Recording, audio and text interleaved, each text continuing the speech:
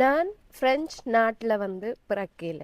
அதே மாதிரி பிரெஞ்சு கதைக்கக்கூடிய குடும்பத்திலையுமே நான் பிறக்கல. ஆனால் என் 30 வயசில் இந்த சுவிஸ் நாட்டுக்கு அந்த பிரெஞ்சு மொழியை என்னால் கதைக்கக்கூடிய மாதிரி இருக்குது. அதுக்கான காரணங்கள், அதுக்காக நான் எடுத்த முயற்சி, என்னென்ன டெக்னிக்ஸ், என்னென்ன டிப்ஸ் எல்லாம் பாவிச்சிருன்னு சொல்லி உங்களுக்கு வீடியோவில் சொல்லியிருப்பேன். நான் எடுக்கிற ஒவ்வொரு முயற்சியுமே எப்போவுமே பெரியதாகத்தான் இருக்குமெண்டில், நான் எந்த வாழ்வில் எந்த அன்றாட செயற்பாட்டில் செய்கிற சின்ன சின்ன மாற்றங்கள் கூட எனக்கு இந்த மொழியை கற்கிறதுக்கும் கதைக்கிறதுக்கும் பெரிய உதவியாக இருந்திருக்கு. அப்படி நான் செய்த சின்ன சின்ன மாற்றங்களை பற்றித்தான் இந்த வீடியோவில் நான் உங்களுக்கு சொல்ல போகிறேன். என்னோட கூது ஃபோன்ஸே படிக்க விருப்பம்னு சொல்லி சொன்னால் என் மெயில் அட்ரஸுக்கு மெயில் அனுப்புங்க. டெல்ஃப் எக்ஸாமுக்கு உங்களை தயார்படுத்தணுமெண்டா கூடியும் எந்த மெயில் அட்ரஸுக்கு நீங்கள் மெயில் அனுப்புங்க. இந்த வீடியோவில் நான் பெரிய லென்த்தான டிப்ஸ்கள் உங்களுக்கு நான் சொல்லல, சின்னனா ஷார்ட்டாக உங்களுக்கு நான் சொல்ல போகிறேன். இந்த சின்ன விஷயம் நாங்கள் நினைக்கிறது கூட எங்களோட வாழ்க்கையில் பெரிய மாற்றத்தை உருவாக்கி தரும். அதே மாதிரி தான் இந்த மொழியை, ஃப்ரெஞ்சு மொழியை கதைக்கிறதுக்கு நான் எடுத்த சின்ன சின்ன முயற்சிகள் கூட எனக்கு பெரிய அளவில் ஒரு மாற்றத்தை தந்தது. அதில் முதலாவதாக என்ன ஒரு சின்ன விஷயம் நான் செய்தேன்னு சொன்னால், எல்லாருமே யோசிக்கிறது ஆரம்பத்தில் நான் ஃப்ரெஞ்சை சரளமாக கதைக்கணும், கடகடகடன்னு வேகமாக கதைக்கணும், ஃப்ரெஞ்சு கதைக்கிறாக்கள், இந்த நாட்டிலே பிறந்து வளர்ந்தாக்கள் மாதிரி நான் கதைக்கணும்னு சொல்லி. அது மிகப்பெரிய தவறு அப்படின்னு தான் நான் சொல்லுவேன். ஏனென்று சொல்லி சொன்னால், எங்களுக்கு ஃப்ரெஞ்சு தாய்மொழி இல்லை. அதால் நாங்கள் வேகமாக கதைக்கணும், இல்லை கடகடண்டு ஒரு பிழையுமே இல்லாமல் கதைக்கணுமென்று எதிர்பார்க்கக்கூடாது. அதுலேயுமே முக்கியமாக நான் என்னத்தை விளங்கி வச்சினான்னு சொன்னால், சரளமாக கதைக்கிறேன்னு சொன்னால் நாங்கள் வேகமாக கதைக்க தேவையில்லை. இது யாருமே உங்களுக்கு சொல்லித்தர மாட்டேன். நான் கூடுதலுமே தமிழில் கதைக்கேன் ஆறுதலாக தான் கதைப்பேன். இப்போ வீடியோவில் உங்களுக்கு ஆறுதலாக கதைச்சி கொண்டிருக்கையில் அது நிறைய டைம் எடுக்கும், அதால் வேகமாக கதைப்பேன். ஏன் அவசரப்பட்டு நாங்கள் கதைப்பேன், அவசரப்பட்டு கதைக்கும் போது எங்களுக்கு நிறைய பிழைகள் வரும். நாங்கள் சொல்ல வர விஷயத்தை தெளிவாக சொல்ல மாட்டோம், ஸ்ட்ரெஸ் கூடிக்கொண்டே போகும்.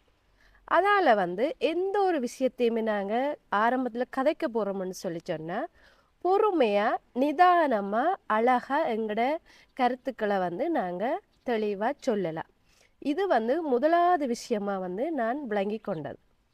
அடுத்தது ரெண்டாவது என்ன விஷயம்னு சொல்லி சொன்னால், ஒரு ஆக்கள் உங்கள்கிட்ட கேள்வி கேட்கணும்னு சொன்னால், முதல் நீங்கள் அதுக்கு பதில் சொல்லி பழகணும். உடனே யோசிக்காமல் டக்குண்டு அந்த பதில் சின்னனாகவும் இருக்கலாம். அதுக்கு பிறகு நீங்கள் பெரிய பதிலாக யோசிச்சு சொல்லலாமே தவிர, ஆரம்பத்தில் ஒரு கேள்வியை கேட்டால் அதுக்கு நீங்கள் நேரம் எடுத்து யோசித்து அது இப்படி வருமா அப்படி வருமானு யோசிக்காமல் சிம்பிளாக ஒரு பதில், அது சிலவில் உய்யண்டு இருந்தால் உய்யன்னு சொல்லுங்கள், இல்லை நோண்டு இருந்தால் நோன்னு சொல்லுங்கள். அதை விட்டுட்டு அந்த கேள்வி எப்படி வந்திருக்கு, எந்த காலத்தில் வந்திருக்கு, அதில் என்ன வெஹ்பா வச்சிருக்கணும், இதில் என்ன அப்படியெல்லாம் இருந்து யோசிக்க தேவை அவசியமே இல்லை. உங்களோட கருத்தை உடனடியாக சொல்லக்கூடிய மாதிரி இருக்கணும். அதில் நீங்கள் ஒரு நிமிஷம் தயங்குறீங்க, இல்லை அதை யோசிக்கிறீங்கன்னு சொன்னால், அந்த இடத்துல உங்களுக்கு ஒரு தடை இருக்குது. ஃப்ரெஞ்சை கதைக்கிறதுக்குரிய தடை அதில் இருக்குது. சில வேளை அது கூச்சமாக இருக்கலாம், சில வேளை உங்களுக்கு சொற்கள் தேடுறதுக்கு டைம் எடுக்கலாம். அது அந்த இதே இல்லாமல் நீங்கள் சின்ன சின்ன விடைய பதிலை நீங்கள் சொல்லி பழகலாம். அடுத்தது மூன்றாவது விஷயம் நீங்கள் என்ன செய்யணும்னு சொல்லி சொன்னால், அந்த கேள்வி கேட்கும்போதே நீங்கள் அந்த கேள்வியில் இருந்தே பதிலை எடுத்துக்கொள்ளலாம். ஒரு சின்ன உதாரணத்துக்கு பாருங்கள், ஜுவியான் துமான்னு கேட்டால் நீங்கள் அதிலிருந்து வெனிக் வேஹ் இருக்குது, அதை எடுத்து திருப்பி உங்களுக்கு ஏற்ற சுஜையை போட்டு நீங்கள் ஈஸியாக பதில் சொல்லலாம். இல்லை உய் நோ ஏதாவது சொல்லலாம். முடிஞ்ச வரை கேள்வியிலிருந்து பதில் எடுக்க பாருங்க. அப்படி எடுத்தீங்கன்னு சொன்னால் உங்களுக்கு கதைக்கிறது இலகுவாக இருக்கும். நீங்கள் இருந்து யோசிக்க தேவையில்லை, மற்றாக்களை என்ன கேட்கணுமோ அதில் இருந்தே நீங்கள் பதில் சொல்ல பழகலாம். நேரமும் உங்களுக்கு யோசிக்கிறதுக்கு தேவைப்படாது. வேகமாக ஒரு கதைக்கக்கூடிய ஒரு நிலைக்கு நீங்கள் வரலாம். நான்காவதாக நீங்கள் என்ன செய்யணும்னு சொல்லி சொன்னால், மெட்டாக்கள் கதைக்கிறத வந்து முடிஞ்ச வரை விளங்கி கொள்ள பாருங்க. பெரும்பாலான ஆக்கள்கிட்ட இருக்கிற பிழை இதுதான்.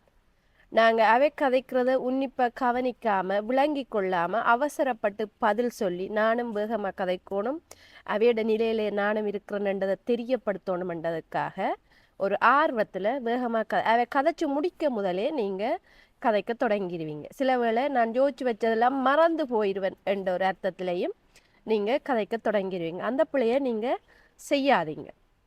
அவை கதைச்சு உங்களுக்கு விளங்கிட்டுதுன்னு சொன்னால் அதுக்குரிய பதிலை நீங்கள் சொல்லிப்பாருங்க. முடிஞ்ச வரை என்னை பொறுத்த வரைக்கும் நாங்கள் ஃப்ரெஞ்சை வந்து சரளமாக கதைக்கிறேன்னு சொல்கிறது வந்து ஆரம்ப நிலை வந்து முதல் நாங்கள் அதை சரியாக விளங்கி கொள்ளணும்.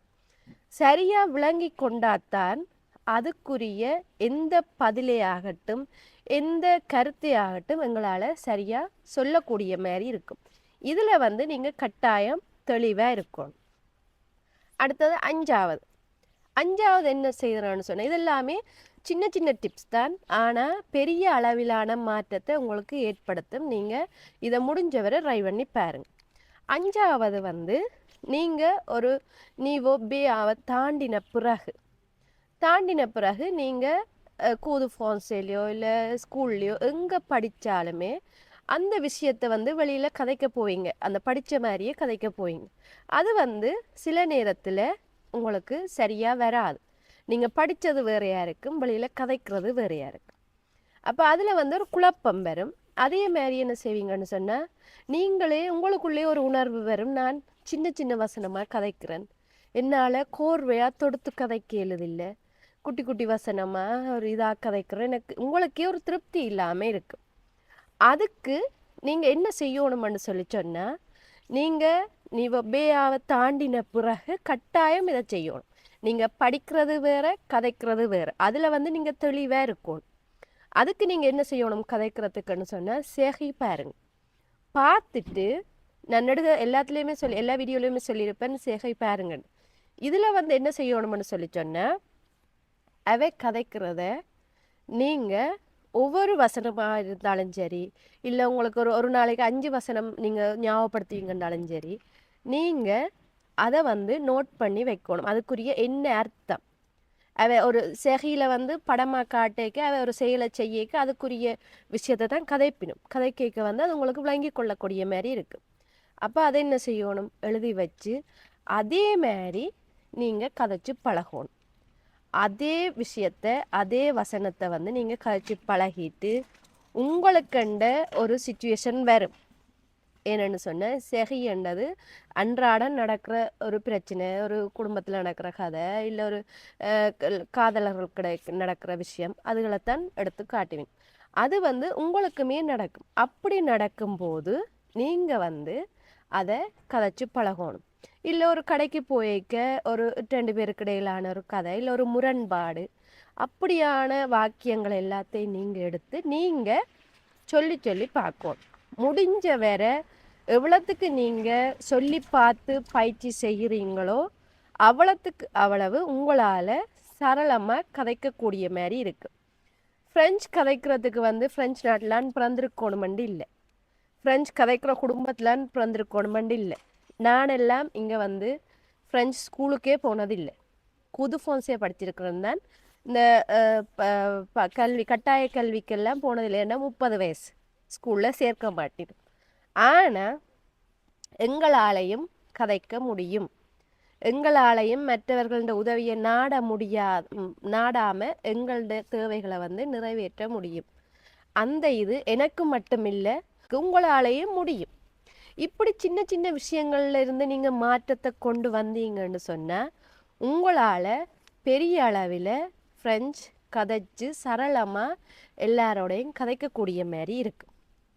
நான் ஏற்கனவே ஒரு வீடியோ போட்டிருக்கிறேன், நான் ஃப்ரெஞ்சு கற்றுக்கொண்டது இப்படித்தானு சொல்லி.